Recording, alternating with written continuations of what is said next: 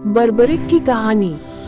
बर्बरिक भीम के पौत्र और घटोत्कच एवं महिलावती का पुत्र था। बर्बरिक को उनकी मां ने सिखाया था कि हमेशा लड़ाई में उन्हें कमजोर पक्ष का साथ देना है, इसलिए वह युद्ध में हमेशा उस पक्ष की ओर से लड़ते थे जो हार रहा होता था। बर्बरिक को उनकी मां ने ही युद्ध कौशल सिखाया था। उन्हें शिव का अवतार माना जाता है। बर्बरिक बहुत पराक्रमी योद्धा था। कहा जाता है कि अपने तप से उन्होंने दिव्य शक्ति हासिल की थी।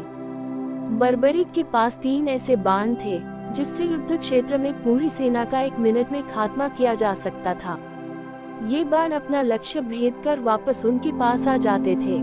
इसी वजह से बर्बरिक को कभी कोई हरा नहीं पाया था। बर्बरिक महाभारत का युद्ध लड़ना चाहता था, इसलिए वह कुरुक्षेत्र के लिए निकल पड़ा।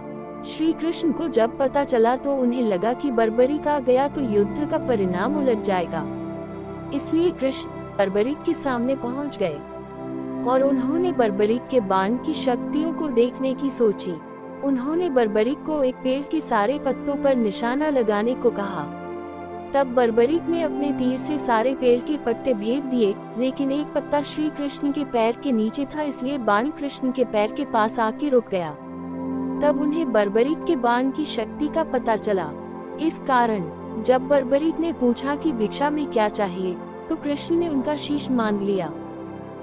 फिर बर्बरिक ने कृष्ण को साक्षात देखकर अपना शीश उनके सामने अर्पित कर दिया और बर्बरिक ने श्री कृष्ण के सामने एक शर्त रखी। उन्होंने कहा कि वह महाभारत का युद्ध देखना चाहता है। श्री कृष्ण ने बर्बरिक के सिर को एक ऊंचे टीले पर रख दिया, जहां से वह युद्ध का पूरा नजारा दिख रहा था। इस तरह बर्बरिक की ये कामना भी पूरी हो गई। वहीं श्री कृष्ण ने बर्बरिक को वरदान दिया कि कलयुग में उसके अवतार को श्याम के नाम से पूजा जाएगा। कहा जाता है कि राजस्थान के सीकर में खाटू श्याम जी बर्बरिक के रूप में ही प्रकट हुए थे। रोजाना हजारों लोग खाटू श्याम जी के दर्शन के लिए पहुंचते हैं। जय श्री खाटू श्याम जी।